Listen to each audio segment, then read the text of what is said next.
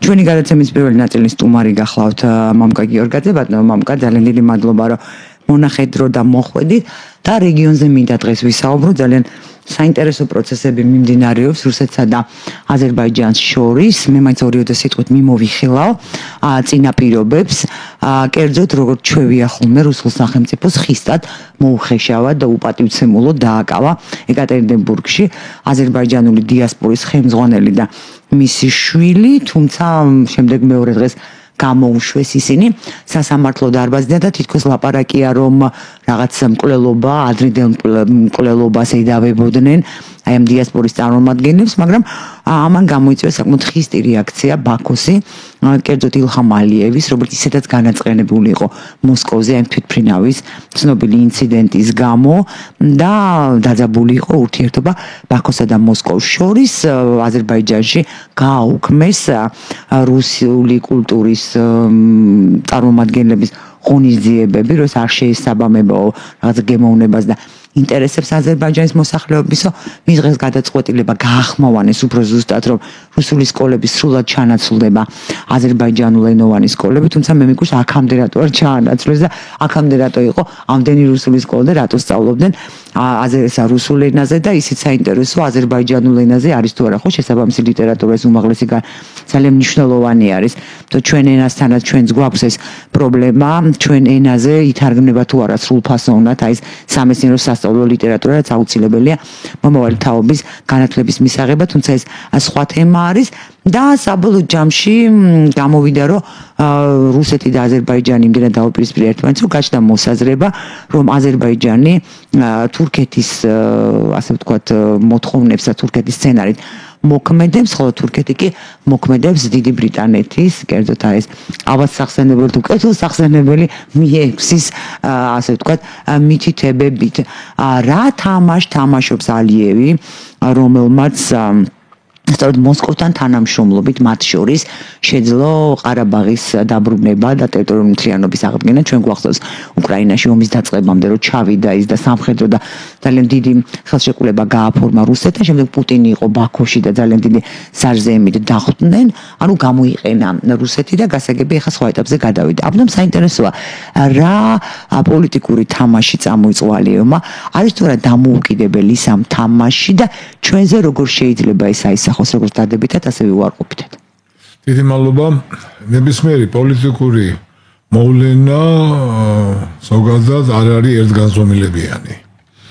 მოვლენათა და გარემოებათა თანხმდენა გამოიწვევს ამა თუ იმ ქმედებას, ამა თუ იმ ეტაპზე და შესაბამისად ეს გარემოებები ისე როგორც მოწოდა ძალიან ცვლადია და ამიტომ ხშირად აუწევს ქვეყნებს თუ ადამიანებს სწრაფი ცვლილებები ამა თუ იმ შეხედულებაში.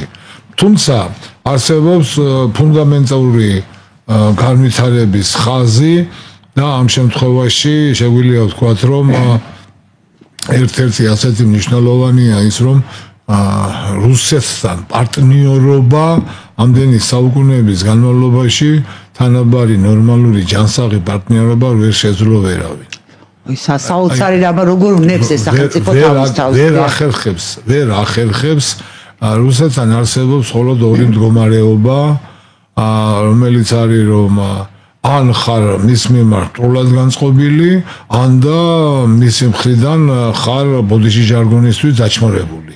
რაღაცა ნაწილში თანამშრომლობ, რაღაც ნაწილში არ თანამშრომლობ, რაღაცა გასარკვევი გაქვს, რაღაცა საერთო ინტერესი გაქვს. ეს რუსეთისთვის როგორც წესი არ არის მნიშვნელოვანი და მხოლოდ ამ ფორმით არის წარმოდგენილი საერთაშორისო ურთიერთობებში, შესაბამისად აღიარებს მხოლოდ ძალას. აღიარებს როგორც ხდება ხოლმე ქუჩაში ხულიგანი ბავშვი რო არის, მხოლოდ წამოუთაქებენ მერე მოდის ჭკუაზე. ბატონო, არ შემიძლია ამ შემთხვევაში არ კითხოთ ბელორუსთან დაკავშირებით. იგივე სიტუაცია. სიტუაცია. მაგრამ ბელორუსი რაღაცნაირად მე არ ვიცი ხა რამდენად თავისუფალი არის ლუკაშენკო თავის მოქმედებებში, მაგრამ ყოველში იმ თავის სივრცეში საკმაოდ ესეთი კარგად გზნობს. რუსეთი ყველგან ასეთია, ჩვენთან იქნებოდა სხვასთან მიმართებაში სამწუხაროდ საქართველოს რუსეთის ხუთასწლოვანი ურთიერთობის ისტორია ამის ნათელი დადასტურებაა. არც ერთ ეტაპზე არ მოხდარა ისე, რომ ოდნა მაინც პარტნიორად განგიხილოს. ჩვენ ვახთან ვიწყებთ ხო ამას ხუთასწლოვანს. რა თქმა უნდა და ეხლა ელემენტარულად როცა საუბრობთ სიტყვა პარტნიორობაზე, აქ არ არის საუბარი იმაზე, რომ დიდ სახელმწიფოსა და პატარა სახელმწიფოს დიდი რესურსების მატარებელს და სანაბრად იყოს, მაგრამ ჩვეულებრივი რომ ავიღოთ ურთიერთობები და უშუალოდ 80% წილის და 20% წილი მესმის რომ 80% წილი საწარმოში უფრო მეტი სიტყვა აქვს, მაგრამ არ უნდა იყოს ამ 20%-ისა და 5%-ის მოწილის ინტერესები იგნორირებული და რაც თავარია მოწილი არ უნდა იყოს შეურაცხყოფილი. დანარჩენი ყველაფერი მოლაპარაკების საგანია და ყველამ ვიცით რა, რომ უფრო მეტი შემოდა წაიღო, ვიდრე დაუშვათ მე როცა აი დამცირების მომენტი არის რა. ეს უკვე არის რაღაცა შიდა კომპლექსები, რომელიც მას გააჩნია.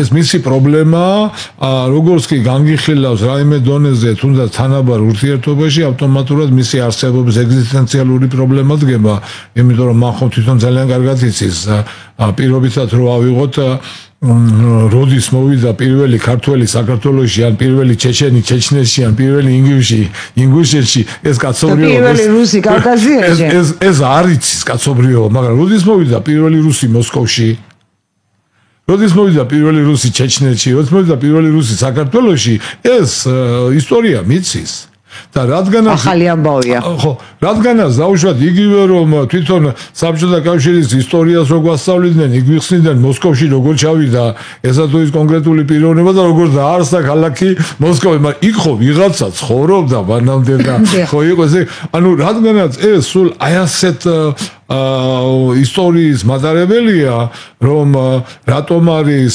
ჭეშმარიტად რუსული მიწა ბერინგის სრუტეში არსებული რაღაც ტერიტორიები და ბავშვად სხვადასხვა ჩუკოტკა თუ იაკუტია და ასე შემდეგ ეს ყველაფერი არის სწორედ ამ გამომდინარე აქედან აი ამ კომპლექს ვერს თავაზობ თავისიანებსაც ვერს თავაზობ მესმის მაგრამ ბატონო ეს არის მოცემულობა ეს სწორედ ამ მოცემულობას აი როგორ უნდა მოვერგოთ როგორი მომენტი არის რომ როდესაც ადამიანს სახელმწიფოს არ უფიქრია თუნდაც ყველაზე ცნობილი ეპიზოდი დაუშვათ ბოროდინოს ბრძოლა და ნაპოლეონის წინააღმდეგ აი თვითონვე დაწვეს თავისი ქალაქი სადაც 30000-მდე დაჭრილი რუსი ჯარისკაცი იყო ანუ საკუთარ მოქალაქეს არსებს პატივს და შენ როგორ გცემს პატივს ეს ერთი მოცემულობა რომელიც ჩვენ გვაქვს ეხლა მეორე მომენტია როდესაც ასეთი ვითარება არის მის გვერდით არსებული ქვეყნები ეს უნდა გაითვალისწინონ ეს უნდა გაითვალისწინონ ეს მართვის ფორმა, სტილი და ასე შემდეგ. თუკი გავუშვათ იგივე საქართველოში, იგივე სომხეთში არსებობს ასთა სხვადასხვაობის ტრადიცია, რომ არავის არ უკრის საქართველოში მაგალითად განსხვავებული აზრი რო კონდეს ვინმეს. ან არც სომხეთში აი იგივე შემიძლია თქვა რომ ეროვნული მოძრაობის აზერბაიჯანში კი უკვე აზერბაიჯანში აი სწორედ ამაზე ვსაუბრობ ახლა მე რომ იგივე ეროვნული მოძრაობის პერიოდში დისიდენტური მოძრაობის დროს 70-იან 80-იან წლებში ჩვენ გვყავდა პარტნიორები სომხეთში ასე ვთქვათ თუ უკრაინაში თუ ბალტიაში ისევე როგორც ყავდა ოპონენტები და ეს ბუნებრივი პროცესი იყო და აზერბაიჯანში მაგალითად ასეთი მოძრაობები საერთოდ არ იყო ამ ვითარებაში, მაგრამ თუ გავითვალისწინებთ იმ გარემოებას, რომ უშუალოდ იგივე 9 აპრილი იქნებოდა ჩვენთან თუ ლიტვაში თუ სომხეთში, შემდგომ ბაქოს მოვლენების დროს უფრო მეტი ადამიანი დაიღუპა. ანუ ამით რისი თქმა მინდა რომ თავისთავად ის რომ მონოპოლიზებულია მართლობითი სისტემა ეს ყოველთვის არ არის იმის გარანტი რომ სახელმწიფო ინტერესები ან თუნდაც იმ მომენტში კონკრეტული ამოცანა წარმატებით იქნება გადაჭრილი. აი დღეს სწორედ ამ ვითარებასთან გვაქვს საქმე ის რომ ახლა დემოკრატიის შუქურა რო არ არის ბაქოს ყველამ ძალიან კარგად ვიცით მიუხედავად იმისა რომ ძალიან ბევრ საკითხში საერთო ინტერესები აქვს თუნდაც ავიღოთ მაგალითად ისეთი თემა, როგორიც არის ამჟამად სანქციების თავის არიდების მექანიზმები.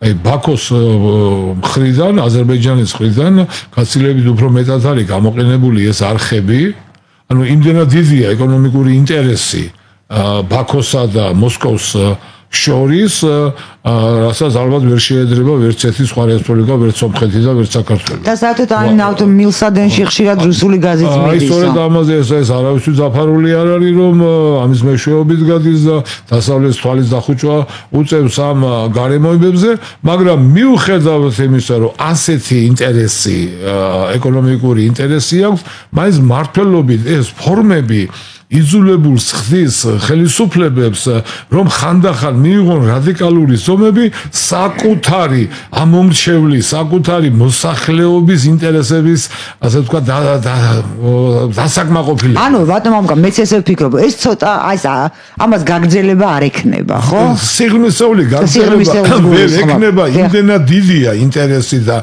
იმდენად აი მაგიდაზე იმდენად დიდი, ასე ვთქვათ, ინტერესი და თანხა და ასე ვთქვათ, სხვა დიდი ფულია. რომ აი ამას არ ექნება, მაგრამ ორივე ხელისუფლება იძულებულია ეს გააკეთოს. და აქვე მე დამავიწყდა, მე თქვა სპუტნიკის ხელმძღვანელი და მოადგილე რო დააკავა აზერბაიჯანმა, ასევე დამამცირებელი ფორმით. ეს უკვე რამოდენიმე წელი ისევე როგორც მაგალითად თქვენ ახსენეთ უკრაინაში ომის დაწყების გამოცხადება პუტინმა ალიევის თანძასწრებით გააკეთა. ალიევი ისე ჩავიდა იქ, რომ სულებით არ ჰქონდა წარმოდგენა, რომ ომის დაწყების არ ვიცი, ეგ მქონდა კიდეც.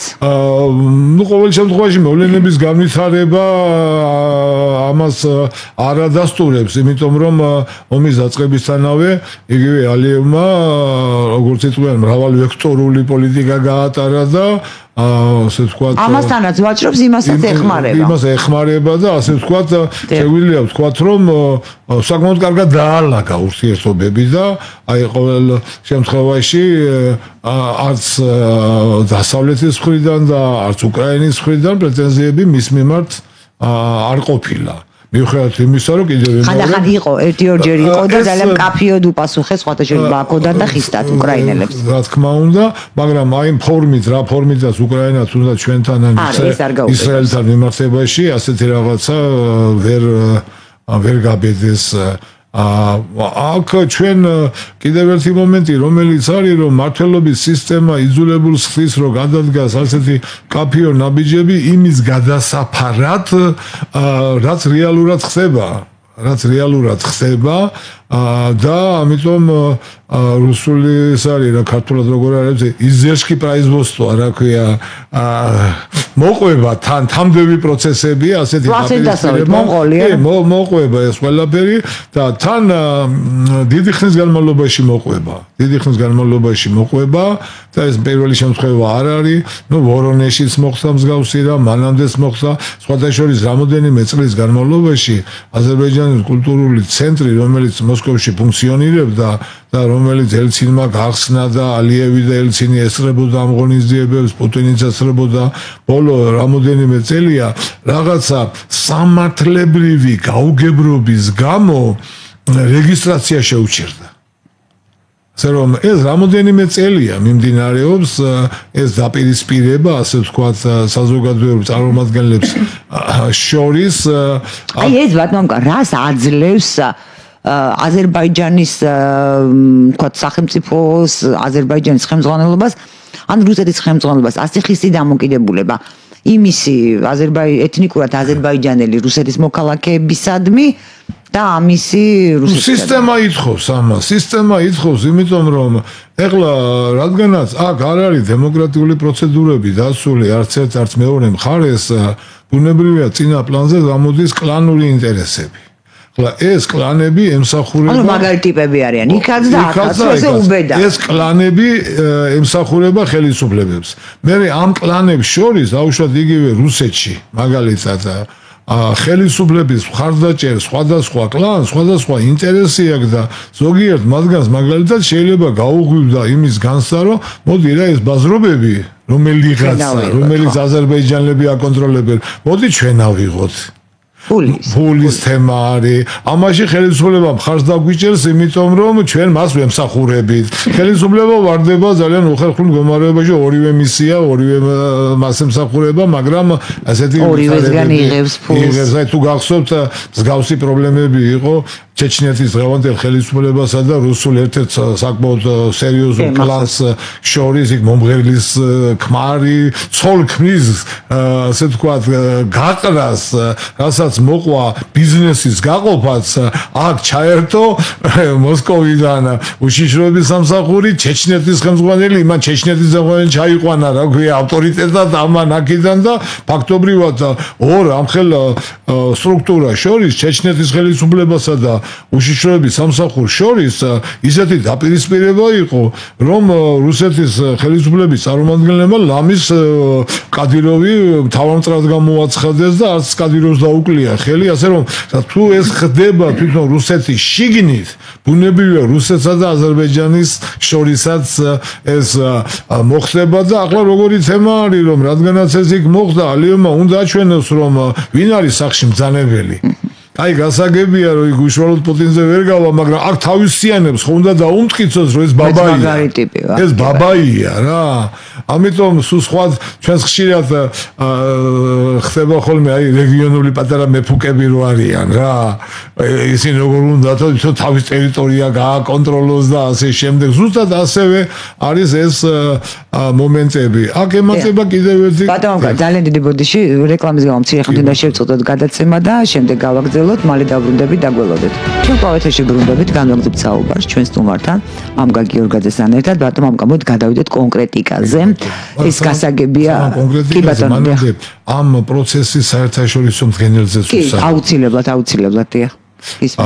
იმიტომ რომ მოვლენები მოსკოვსა და ბაქოს შორის შეიძლება ვთქვათ, რომ 30 წლის განმავლობაში ერთი და იგივე სცენარით ვითარდება, ეს მამა ალიევი იქნებოდა თუ შვილი ალიევი, ნაპაკლონ უნდა ჩავიდეს, რაღაცა უნდა იზეგნას, იქნება რაღაცა გამოიმეტოს უმაღლესმა ხელმწიფემ და ასე შემდეგ, მაგრამ ბოლო წლებია უკვე მოვიდანზე შემოვიდა ახალი მოთამაშეები თურქეთის სახით.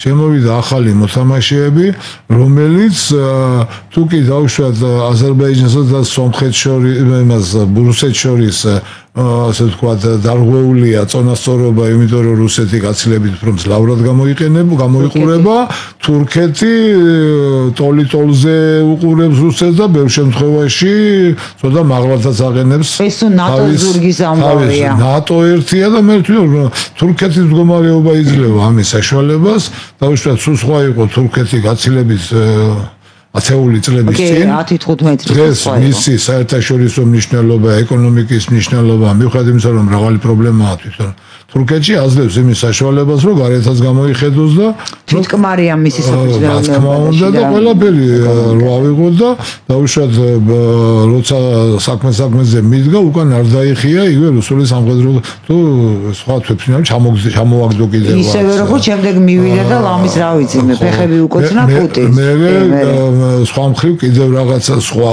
ანუ იმის პოლიტიკა ის მოკლედ ეს იმიტომ აი იმის მინდა რომ მოედანზე შემოვიდა უკვე შემოვიდა ღიად თურქეთის სახელმწიფო სამხრეთ კავკასიის მოედანზე ღია მოედანზე ცოტა უფრო ფართედ თუ კი მანამდე მორიდებულად იყვნენ ასე ვთქვათ ამ ვითარებაში შემდგომ რუსეთის სისუსტით ისარგებლა და რუსეთმა გადაწყვიტა რომ კავკასიის ხარჯზე მოემადლიერებინა თურქეთი და თუ ჩვენ გვახსოვს იგივე საქართველოსთან მიმართებაში მთელი 90-იანი წლების განმავლობაში რუსეთის ხელისუფლება თავს იკავებდა თურქეთთან ასეთი პარტნიორული ურთიერთობისაგან და შესაბამისად საქართველოშიც თლად ასე ვთქვათ თურქული მომენტები არ იყო მძლავრად წარმოდგენილი შემდეგ შეიცვალა რუსეთის ხელისუფლებაში მოვიდა ხელისუფლების ძალები რომლებიც ძალიან აქტიურად თანამშრომლობდნენ თურქეთთან და ეს აისახა ჩვენზეც და რუსეთმა გადაწყვიტა საქართველოს, სომხეთის, აზერბაიჯანის ხარჯზე მოემადლიერებინა თურქეთი და შესაბამისად ის ბიზნეს ინტერესები, რომელიც რუსულ-თურქული ბიზნეს ინტერესები იყო და ერდოგანმა კიდევ უფრო მეტად აწია ეს თამასა და რომ არა დასავლეთი ამის რეგიონულ ჰაბად წარმოიდგინა თავისი თავი და უკვე იდეოლოგიური საფუძველიც დაუდო ამ ურთიერთობას, უშუალოდ იგივე როცა ორი სახელმწიფო ერთი ერის თეორია წამოვაყენა. და მე კიდევ 6 სახელმწიფო ერთი ხალხი კი ბატონო. და მე უკვე ცენტრალური აზიის მიმართულებითაც უზბეკეთის გარდა წავიდა.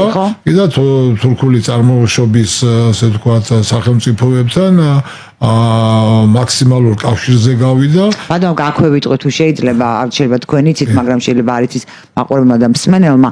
იქ იგულისხმება უზბეკეთის გარდა, მე მგონი ხო თუ ტაჯიკეთის. იქ ტაჯიკეთის გარდა. ტაჯიკეთის გარდა, დიახ.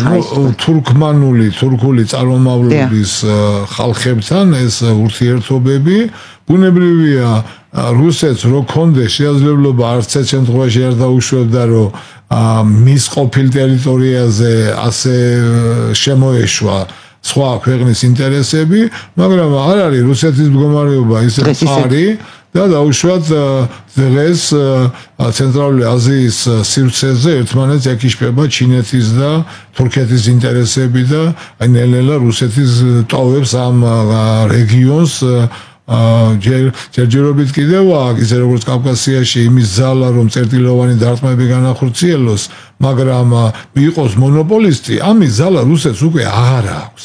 აქ ჩვენ ერთმანეთსგან გავმიჯნოთ ის რომ მას აქვს შესაძლებლობა წერტილოვანი დარტყმები განახორციელოს და რაღაც კონკრეტულ მონაკვეთში კონკრეტული წარმატებას მიაღწიოს, მაგრამ ის რომ მასშტაბურად, სტაბილურად, მონოპოლისტურად მართოს სიტუაცია, ამის შესაძლებლობა უკვე აღარ აქვს და ეს ნათლად დადგინდა თუნდაც სირიის კონფლიქტის დროს, როდესაც ფაქტობრივად ძლივს გაასწრო ლატაკიიდან რუსულმა ბაზებმა.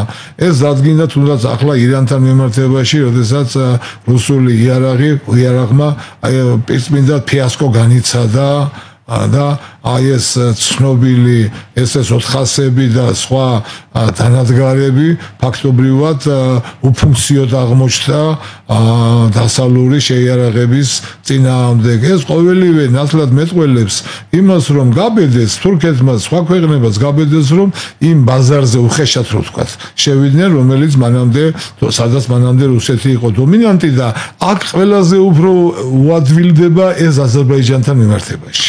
ბატონო, აი აქ ჩვენთვის მნიშვნელოვანი მე მგონი რა საკითხია. ის რომ რუსეთი აღარ არის მონოპოლისტი, ჩვენ მაინც სამხრეთ კავკასიაზე ვილაპარაკოთ, თუმცა რა თქმა უნდა ცენტრალური აზიაც მნიშვნელოვანია, ჩვენ ვთქვით ეს ერთი რეგიონია, მაინც საერთო ჯამში ჩვენ დაკავშირებული ვართ ერთმანეთთან.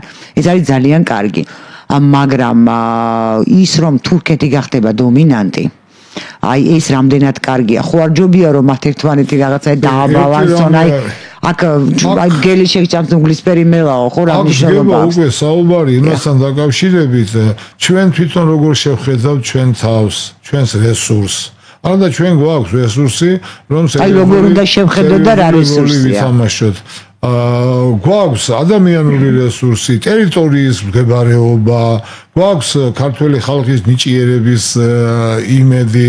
უბრალოდ ჩვენ სამწუხაროდ ერთიანი ეროვნული ამოცანა უნდა გამსარაც არ აგვაქვს ჯერჯერობით და აი ამაში მოვზებნოთ ჩვენი როლი და ადგილი, რომელიც ზუსტად შეესაბამება ჩვენ შესაძლებლობებს. აი ამას რა როლი შეიძლება მოდოთ კონკრეტულად რომ ვილაპარაკოთ. ხაზი უნდა გაუსვათ, იმიტომ რომ აი თურქეთმა უკაცრავ მაპატიეთ რომ გაწოდნებ და გავჩუმდები. თურქეთმა ხო ჩვენ ხედავთ რომ აი ბათუმის აეროპორტი კი მე მესმის რომ ეს სააკაშვილის ხელისუფლების დროს სააკაშვილმა გადასცა და ეხლა უკან გამორთმევა ძალიან რთული იქნება, მართვის უკან გამორთმევა. აი ტავ-ჯორჯია მართავს, ასევე რთულია უკან გამორთმევა და ფაქტობრივად ის სტამბოლის აეროპორტის კონკურენტ აეროპორტებს ძირავს. ეს მე ამას იმიტომ რომ თურქეთი ცუდია, თურქეთი იქცევა თავის ინტერესების მიხედვით. თურქეთს აქვს ძალიან დიდი გავლენა ჩვენს ეკონომიკაზე. აი რატომ უნდა გაგვიწიოს ანგარიში? მე არ მჯერა რომ თქვა თურქეთი უფრო კეთილშობილი იქნება ვიდრე რუსეთი ან ვიდრე სხვა. ყველას თავისი ინტერესები. აი კონკრეტულად რო ვილაპარაკოთ, რა შეიძლება გაკეთდეს? ჩვეულებრივ ცხოვრებაშიც ასე არის. ძმებს შორისაც კი არის ინტერესთა სხვადასხვაობა. ძმას ანგარიში უყო და ძმება დარჩენება. ასე ვთქვათ, ინტერესები, მისი ოჯახის ინტერესებია. შესაბამისად, ჩვენი მხრიდანაც ეს თემები უნდა წამოიწიოს და მათ უნდა იგრძნონ, იგივე არც თავის პრობლემა არის, არც სხვა რამის პრობლემა არის. ჩვენ თვითონ უნდა შევძლოთ ჩვენ თავში მოვზევნოთ ის ძალა, რომ აი ის რაც ხდება რუსთაველზე ამას თავი უნდა დავანებოთ. და სახელმწიფო განვითარებაზე ვიფიქროთ, რომელიც საშუალებას მოგცემს, რომ უფრო სოლიდური მოთამაშე გავხდეთ რეგიონში და ჩვენი ბუნებრივი ადგილი დავიკავოთ. კავკასიის შემკვრელი, კავკასიის ლიდერი ბუნებრივად არის საქართველო, უბრალოდ ამისთვის საქართველო უნდა მომზადდეს პოლიტიკურად, ეკონომიურად, სამხედრო თვალსაზრისითაც და ასე შემდეგ. ჩვენ მაგალითები გვაქვს, თუნდაც აი პატარა ისრაელის მაგალითი გვაქვს და არ ყოფილა ისრაელის სახელმწიფოს შექმნის დღიდან იავარდით მოფენილი და არც დაუშვათ დიდ სახელმწიფოებს გამოუჩენია მანდამაინც დიდი ყურადღება. ინტერესები დაემთხვა ერთმანეთს. პირველ 48 წელს პირველ ომში როდესაც არაბული სახელმწიფოები დაესხა თავს, საერთოდ ამერიკა ნეიტრალიტეტს ინარჩუნებდა. ვინ დაეხმარა? დაეხმარა საფრანგეთი. საფრანგეთის ფანტომები დაფრინავდა, რა ქვია, ისრაელის ცაში და რატომ? იმიტომ რომ პიროვნული კონტაქტები უფრო მეტი იყო. ეს ერთიანი ანტიფაშისტური წინააღმდეგობის მოძრაობაში ებრაელია, ფრანგი მებრძოლები იყვნენ, რომელიც შემდეგ თავიანთი ქვეყნის სათავეებში მოიქცნენ და გაუადვილდათ ეს. გარკვეულწილად საბჭოთა კავშირმაც ითამაშა როლი ჩეხეთის მეშვეობით იარაღი მიაწოდა. გავიდა შემდეგ პერიოდი შეიცვალა, ვითარება მთავარი პარტნიორი ამერიკა არის. იქაც იდეოლოგიური განსხვავებებია. ისრაელის მოდელი მოდელზე ავლაპარაკობ. მე ვსაუბრობ თვითონ. ის ჩვენ არ გამოგვადგება. არა, გამოგვადგება თვითონ. მაშინ კაფეო თქვა, მე მესმის ყველასა გამოგვადგება. ანუ როგორი რაღაცა არის, როდესაც დაუშვათ ხელისუფლება. ყველა გამოვიყენოთ იმ ეტაპზე ჩვენ ინტერესებს. პირველად სკოლისა ჩვენ უნდა ჩამოყალიბდეთ კონცეფციურად, როგორ ვაკეთებთ. აი, როდესაც დგას საუბარი მაგალითად იგივე, რომ ობამას დროს, კლინტონის დროს, თუნდაც ბაიდენის დროს, აი მემარცხენე მიმართულების პოლიტიკური ჯგუფების დროს ისრაელი ძირითადად მუშაობს თავდაცვაზე, იმიტომ რომ მან იცის რომ იქ არ ეყოლება ამერიკაში ისეთი პარტნიორი, მაგრამ თუ კი აქ არის მემარჯვენე ძალები ხელისუფლებაში, რესპუბლიკური პარტიის წარმომადგენლები უფრო აქტიურ პოლიტიკას ახორციელებს, იმიტომ რომ მხარდაჭერის იმედი აქვს და თუნდაც ახლა ტრამპს გააკეთა ესეც ნათელი გამოხატულება. უბრალოდ სახელმწიფოს აქ ყველა ეს ასე ვთქვათ ალგორითმი სახელმწიფოს აქ ეს ალგორითმი გაცვლილი მიუხედავად იმისა, რომ აგერ რამდენი ხანია ომი მიდის და დაუშვათ იგივე ტელ-ავივში თუ იერუსალიმში აქციები არ შეწყვეტილა და სახელმწიფო აქციები მიდის. ანუ არაფერი ისეთი ჩვენთან განსაკუთრებული არ ხდება, რაც სხვაგან არ ხდება. ამიტომ ჩვენ თავისუფლად შეგვიძლია, რაც თავარია, როგორც ისრაელი ერთადერთი სახელმწიფოა რეგიონში, რომელსაც მუქი ფული არ აქვს რა, ნავთობის სახით დანარჩენ ქვეყნებს მუქი ფული აქვს, შეიძლება ასე ვთქვათ რა, მაგრამ სამაგიეროდ მას აქვს ინტელექტის, მას აქვს ცოდნა, მას აქვს გამოცანა, მას აქვს სურვილი და აი ეს უფრო ძალავს ბევრ შემთხვევაში და მან შეძლო სახელმწიფოს აშენება, რაც ვერ შეძლო და არ შეძლო სხვა დაუშვათ ბევრმა არაბულმა ქვეყანამ. ასე უნდა იყოს აქაც. აი როცა ჩვენ იგივე თურქეთის რესპუბლიკაზე ვსაუბრობთ, რომელიც უნდა გავითვალისწინოთ, რომ აზერბაიჯანის გარკვეული ქმედებები იმითაც არის გამოწვეული, მას ასეთი პარტნიორი ყავს. ხა ჩვენ როგორც ახლა ებრაელებს გარდამისა ებრაული ლობიც ყავს, ოძახ მოძლიერი და ჩვენთან ცოტა ისეთი წარმოდგენა არის. აქვე ვიტყვი და გავჩნდები შემდეგ. ბატონო ამ კაიმაზეც არის ლაპარაკი, რომ აქტიურად მუშაობს ეს ებრაული ლობი და რა ვიცი ესეთი რაღაც მოვისმინე, რისაც მე არ მჯერა, რომ ამერიკის კონგრესი მთლიანად ემორჩილება, მასე დაღუპული ყოფილა. აი ნახეთ როგორი მომენტი არის ჩვენთან სამწუხაროდ. ზურგი არის, ხო ჩვენ ასეთი არავინ არ ყავს. არც აი ამ მიმართულებითაც ცოტა პრობლემებია იქ, იმიტომ რომ ამერიკის ებრაელთა 70% სამწუხაროდ წინააღმდეგია ისრაელის როგორც ეროვნული სახელმწიფოს არსებობის. და 80-85%-მდე ასე, ნუ ზუსტად რა თქმა უნდა ეს ციფრი არ არის და რა ქვია ცნობილი. ხარს უჭერს. დაუშვათ ხარს უჭერდა ობამას პოლიტიკას ისრაელის ნათანიაჰუს მაგალითად წინააღმდეგ. აი ბაიდენის გვერდით იდგა, დემოკრატიული პარტიის გვერდით დგას ძალიან ბევრი ნაწილი ებრაული წარმოშობა, აი რასაც თქვენ ლობისტებს უძახით. ჰარვარდის უნივერსიტეტს ვინ აფინანსებს? ჰარვარდის უნივერსიტეტის ძალიან დიდ მსხვილი შემომწირველები არიან სწორედ ებრაელებიც, არაბების და სხვების, მაგრამ ებრაელებიც და მთელი ამ წლების განმავლობაში ჰარვარდში ანტიებრაული ისტერია მიმდინარეობდა და დღეს ჰარვარდი ფაქტობრივად არის პალესტინური მოძრაობის ცენტრად გადაქცეული.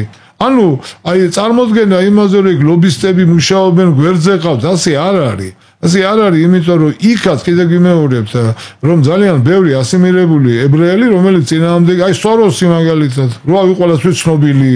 ხო, სოროსი ისრაელის შესულ აკრძალული აქვს, როდესაც იქ სოროსი ეს ახლა გამონაკლისია, იმას სხვა ინტერესია. ისე როგორც ბევრს, ძალიან ბევრი ადამიანი, ძალიან ბევრი ებრაელი ისრაელის როგორც ეროვნული სახელმწიფოს წინააღმდეგ, ძალიან ბევრი ადამიანი, როგორც ჩვენთან იბრძვიან ეკლესიის წინააღმდეგ, ასევე ძალიან ბევრი ებრაელი სწორედ წინააღმდეგია, რომ რელიგიური კომპონენტები იყოს წარმოდგენილი რა ქვია ისრაელის პოლიტიკაში. ცნობილები ავიღოთ თუ ბერნი სანდერსი. აგერ ცნობილი სენატორი. ანუ გამოცამ კავკასიას დაუბრუნდეთ რა ჩვენთან აი შუმერი რომელმაც დაგმო ისრაელის აქტიურობა და ასე შემდეგ რა. ამიტომ აქაც დაუბრუნდეთ საიდანაც დავიწყეთ ასე ვთქვათ ეს გადახვევა. არის ის რომ უნდა ვეძებოთ პარტნიორები. უნდა ვნახოთ პარტნიორები, უნდა გქონდეს თანხმდენა ამ პარტნიორებთან ინტერესების მიხედვით. ინტერესებით უნდა დავალაგოთ. ან ეს უნდა იყოს, რატო შევეხი ასე, ან უნდა იყოს ეს იდეოლოგიური ინტერესი, კაფეოდ გამოხატული იდეოლოგიური ინტერესი, ან ეს უნდა იყოს კონკრეტული რაღაც პროექტები, რისაც ჩვენ მივიზიდავთ, როცა საუბარია რესპუბლიკელები ხელისუფლებაში, მაშინ იქ უნდა გქონდეს ტრადიციული ღირებულებების და არიან აქედან კი ბატონო შეგიძლია მემარცხენე რაღაცა ლიბერალი, მაგრამ უნდა მუშაობდეთ ევროპის ახალ პარტიასთან, უნდა მუშაობდეთ ევროპარლამენტთან, უნდა მუშაობდეთ ყველა იმ სტრუქტურასთან, რომელსაც გავლენა აქვს ჩვენზე. და ჩვენს მდგომარეობაზე.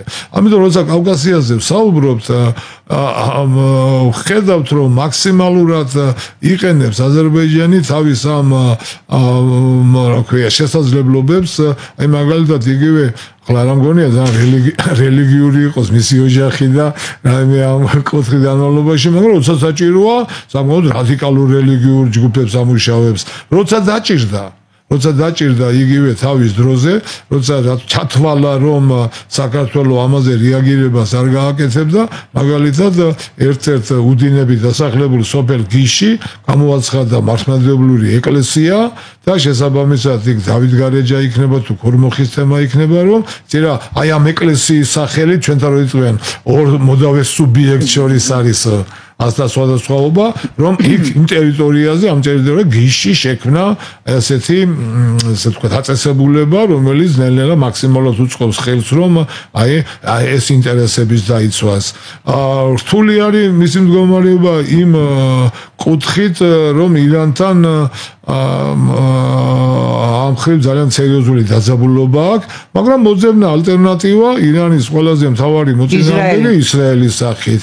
ხლა ბუნებრივად ჩვენც შეგვიძლია ამ მიმართულებით გავიდეთ და აი აქ აუცილებელია რომ ახლა ნაბიჯები გადაიდგას იმ მიმართულებით რომ თუ პარტნიორობაზე მიდგება საუბარი, აი პატარა ქვეყნებთან შეგვიძლია ჩვენაერ მდგომარეობაში მიახლოებით ჩვენაერ მდგომარეობაში ყოველ ქვეყნებთან იგივე ისრაელი და თუ არსებობს დაუშვათ იგივე ებრაული ლობი, ჯანსაღი ნაწილი ამ ლობისა შეიძლება ისიც ჩართული იყოს ამ პროცესში. აი მუშაობა არის საჭირო. თავის დროზე თავისთავად აზერბაიჯანს აქვს ძალიან მნიშვნელოვანი ერთი სამუშაო ჩასატარებელი, რომელიც არის მისი იდენტობა, ეთნიკური იდენტობა, სახელმწიფოებრივი იდენტობა. ისინი რაღაცებს ამბობენ, რაღაც 10 საუკუნის წინ, რა ქვია, როცა არის საუბარი, რომ ირანში აზერბაიჯანელები და ორი ალიევს უნდა 20 მილიონი აზერბაიჯანელთან გაერთიანება, რომ მას არ აირჩევს პირველად და მის ოჯახს. მით უმეტესად თვითონ სახელმწიფოს ტერმინი აზერბაიჯანი არც თუ ისე დიდი ხნის წინანდელია. თუმცა ეს მათ ხელს არ უშლით, ისინი ყვებიან 10 საუკუნის წინ, თურმე აზერბაიჯანელები. ეს თავის დროზე როგორც სომხური ნაციონალიზმი, ესეც რუსული ლაბორატორიებშია. უკან დაუბრუნდა ბუმერანგად. ყველაფერი სწორედ ეს მომენტი არის, იმიტომ რომ აქ ჩვენ თავის დროზე მართალია დიდი კოზირი ვერ გამოვიყენეთ, მაგრამ დღეს მაინც უნდა შევძლოთ, როდესაც ერთადერთი ქვეყანა ვიყავით, რომელიც რუსეთის იმპერიაში შევიდა რა შეგვიყვანეს და წინა საბჭოთა კავშირში, რომელსაც სახელმწიფო ჰქონდა. ერთიანი აზერბაიჯანის სახელმწიფოება არასდროს არ ყოფილა. სომხეთს მე-11 საუკუნემდე მაინც ჰქონდა და აქ არ იყო ეს ერთიანი საუკუნე და აქ არ არის. არ ცენტრალურ აზიაში არ ჰქონდა. რა თქმა უნდა, თუმცა სხვადასხვა ფორმით არსებობდა იქ, მაგრამ აზერბაიჯანში ცოტა განსხვავებული სიტუაცია იყო და თუ ჩვენ გიორგიევის ტრაქტატზე ერეკლე მეორეს ხელმოწერას გადავავლეთ თვალს, იქ გარდა იმისა, რომ მეფე საქართველოსი და მემკვიდრე მფლობელი სამცხე საათაბაგოსი იქ ეწერა, რომ მფლობელი ერევნისა, პატრონი განჯისა, შამშადილისა და ასე შემდეგ. ასე რომ თუ ვინმეს აქვს პრეტენზია, ჩვენ შეიძლება გაგვიშტეს ამ ტერიტორიებზე, ისე როგორც მაგალითად შეიძლება არ აღნიშნოს ის გარემოება, რომ ფაქტობრივად ჩვენ ჩაზირული ჩვენ შიდა პრობლემებში ვერ ვახდენთ ზემოქმედებას ჰერეთში მიმდინარე. აი ძალიან საინტერესო მომენტი აზერბაიჯანის პირველი პირი აღშფოთ და იქ თუმცა ისინი რუსეთის მოქალაქეები არიან, ხო აზერბაიჯანის დიასპორის წარმომადგენლები და აქ ჰერეთშიც ქართველები ცხოვრობენ და ქართულ გვარსახელს არ აძლევს უფლებას და ხო ცოტა უხერხულია. ისევე როგორც დავუშვათ. დამდეს თვითონ ქვემო ქართლში ჩვენს თანამოქალაქე ეთნიკურ აზერბაიჯანზე რა პრობლემებს გამოაცხადებს, დიახ. ისევე როგორც დავუშვათ წითელი ხიდის პრობლემა. კი, უცებრო აღმოჩნდა იმ მხარეს. აქეთ დავუშვათ იგივე ჰუჯაბის პრობლემა და მე არ ვამბობ იმას, რომ ჩვენ ამ ქვეყნებთან რაიმე ესეთი დაპირისპირება უნდა გქონდეს ან რაღაცა, მაგრამ ჩვენი მკაფიო პოზიციით და ჩვენი ფუნქციური წამოწევით შევძლებთ, რომ ვითარება კარდინალურად გამოვასწოროთ და აი ამ შემთხვევაში გახსოვთ თქვენ აი მაგალითად შემიძლია თქვა ახლა მაგალითად მოვიყვანოთ რომ თავის დროზე სააკაშვილმა რა ისტერია ატეხა არიქა ოშკი ინგრევა და ამიტომ აზიზიეს მეჩეთი ავაშენოთ ბათუმში და ასე შემდეგ და კაფიო პოზიცია მისი უწმინდესობის ეს პროექტი ჩაშალა და ჩვენ ხედავთ ახლა რომ თურქეთის ქართული კულტურის ძეგლები განახლებაა და რესტავრაციაში არიან ანუ ეს ისედაც გაკეთდებოდა და ჩვენ კიდევ და დამატებით რაღაც ვალდებულებას ვიღებთ და იმაში აი სწორედ ის იმ რუსული პოლიტიკის შედეგია სხვათა შორის მაშინ რომელსაც სააკაშვილი ანხორციელებდა რომ აი თურქეთთან ეს დათმობების თემა და ასე შემდეგ და აღმოჩნდა რომ არაფერი არ გჭირდა დასათმობი პატრიარქის კიდევ ერთხელ მეორე მკაფიო პოზიციამ და ქართული ხალხის პროტესტმა განაპირობა ის რომ იქ ქართული ტაძრები რესტავრაციას განიცდის და ყველაფერი ნორმალურად მიდის ოშკიც ახლა მე მგონი უკვე დაწყებულია მისი კონსერვაცია და ასე შემდეგ მე რამდენი წლის წინ პარხალისის მიდიოდა და იშხანი იყო და იშხანში დასრულდა ანუ ის ტაძრები რომელიც ჩვენ ასე ვთქვათ თითქოს უნდა გადაგვერჩინა რომლის სანაცვლოდაც აქ უნდა აშენებული ის გადარჩა აი პატრიარქის კიდევ მეორე ასეთი კაფიო სახელმწიფო პოზიციის დამყარების შემთხვევაში ჩვენ რეალურად შევძლებთ აქ რომ აქტიური მონაწილეობა მივიღოთ რეგიონულ თემებში იმიტომ რომ ის ტრადიცია რომელიც აქვს საქართველოს კავკასიაში დომინანტის კავკასიაში ლიდერის ამას ვერავინ ვერ ჩაანაცვლეს კი ამის სურვილი აქვს სხვათაშორის აზერბაიჯანის ხელისუფლებას ამის სურვილი აქვს მაგრამ ეს ძალიან ჯანსაღი სურვილია ახლა ამის გამო ადამიანია უნდა გააკეთოს უნდა გააკეთო შენს შეძელი რა ქვია რომ გააკეთო და მე ცხოვრება თვითონ დაალაგებს ამ ყოველივეს და ეხლა ამ სიტუაციაში ძალიან მნიშვნელოვანია ის რომ ისე რომ თემას დაუბრუნდე ძალიან ბევრი ლირიული გადახვევა მოგვიწია რა ქვია რომ აი ამ შემთხვევაში აი ლობისტი მართლა ყავს აზერბაიჯანს თურქეთის სახი და კიდევ ერთი თემა პაკისტანი კი პაკისტანის შესაძლოა რამდენიმე წელია უკვე ჩანს აი ამ აზერბაიჯანულ პოლიტიკურ სცენაზე აი სწორედ პაკისტანი რომელსაც აქვს არის მჭიდრო კონტაქტები ბუნებრივია აქ სერიოზული ინტერესები იკვეთება და თუ ყურადღებას მივაქცევთ ამ ხრივ რუსეთის იზოლებულია, იმიტომ რომ თუნდა მას გავლა პაკისტანი თუ ინდოეთისკენ, აზერბაიჯანი არის მთავარი ფაქტორი ამ შემთხვევაში, აზერბაიჯანის ტერიტორია. ამიტომ აი ყველა თუმცა ალტერნატივა ჩვენ და სომხეთიც ვართ. აი ეს უკვე როცა ვსაუბრობთ ჩვენი გზაჯვარედინის ფუნქცია არ უნდა მიცეთ აზერბაიჯანს. უკვანტო საქმე საკვანტოდ გავიხადეთო, ეს არც განიხილებოდა სხვა ვარიანტი საქართველოს გარდა, მაგრამ ახლა დღეს ამას უნდა მივაქციოთ. პაკისტანი არ არის ხელსამოსაკრავი სახელმწიფო. რუსეთი ძალიან აქტიურად პატიჟებდა ხოლმე, ეცნები რომ მიდიოდა კავკასიაში სამხედრო, პაკისტანის სამხედრო კი, პაკისტანი ძალიან აქტიურს ასრულებს, ისიც გამომდინარე იქიდან რომ ინდოეთთან არსებული გაზაბულობის ფონზე თვითონ ეძებს პარტნიორებს და ამიტომ აზერბაიჯანი აქვე მინდა აღნიშნო ერთი გარემოებაც კიდევ რომ აი თუნდაც ის რომ ჩაერთო აზერბაიჯანი საფრანგეთის წინააღმდეგ მოქმედებებში და საფრანგეთმა ის ამხილა როგორც მის კუნძულოვან ტერიტორიებზე გადატრიალების მოხდენ ორგანიზატორად ეს ნათლად მეწყვილებს იმ ამბიციებზე, რომელიც ამბიციებიც არის ასე ვთქვათ ბაქოში. ახლა ეს მაგრამ ამ ამბიციებს მე დიდი ეჭვი მაქვს თურქეთს თავისი გავლენის თუნდა ეს 6 სახელმწიფო და არა აზერბაიჯანის სივრცეს კი არ თურქულ სივრცეს მაგრამ ჩვენ იქნებით ისიც თქმა მინდა მე ბუნებრივია ახლა ჩვენ არა გვაქვს ინფორმაცია რომ ამ ყოველივეს უკან რადგანს აინტერესებს ჩვენ ახლა საუბრობთ რაც ღიად მაგიდაზე ჩანს და იმის სიღრმეში ჩვენ არ ჩავდივართ და ვერც ჩავარ ინფორმაცია არა გვაქვს მაგრამ თავისთავად ის რომ ამ მიმართულებით დღეს აზერბაიჯანი დგამს გარკვეულ ნაბიჯებს იმის გამომხატველია რომ ის სერიოზულ საერთაშორისო პოლიტიკურ ცხოვრებაში არის ჩართული მიუხედავად იმისა რომ ჩვენზე არანაკლებ აკრიტიკებს ევროპის საბჭოს და ევროკავშირს მაგრამ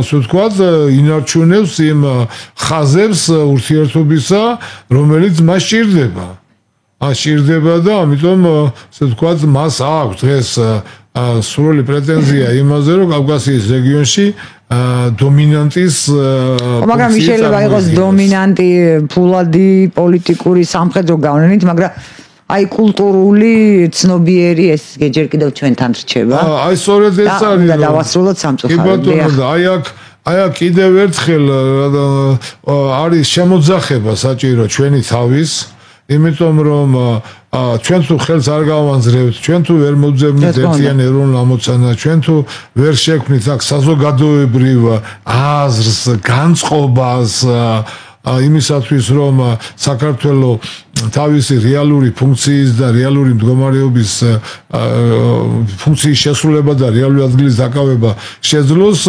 ჩვენთვის ძალიან სავალალოდ შეიძლება განვითარდეს მოვლენები და აი ახლა იქ ამ თემებმა ჩვენ უნდა გამოგვაფხიზლოს და უბრალოდ აქტიურობა საჭირო ანალიტიკ მინიმუმ ის ხომ შეგვიძლია რომ ანალიტიკური ცენტრი გავანალიზოთ ეს ყოველივე ის რომ რაღაც ინფორმაციები შევკრიბოთ სავარაუდო განვითარების სცენარები დავდოთ ამ სცენარებში როგორი იქნება ჩვენი ადგილი და როგორც წესი როგორც ილია ჭავჭავაძე ბრძანებდა ყველამ ერთად და თითოეულმა ცალკე შევასრულოთ ჩვენი ფუნქცია. უნდა ვიცოდეთ მე როგორც მოქალაქემ, თქვენ როგორც მოქალაქემ, ჩვენ რა გვევალება, რა პოზიცია დავიკავოთ. ეს არ შეიძლება თვითდინებაზე იქნას მიშვებული, რასაც ჩვენ სოციალურ ქსელებში თუ სხვა ტოქ-შოუებში ვხედავთ. დიახ, ბატონო, ძალიან დიდი მადლობა სამწუხაროდ დამოიწურა.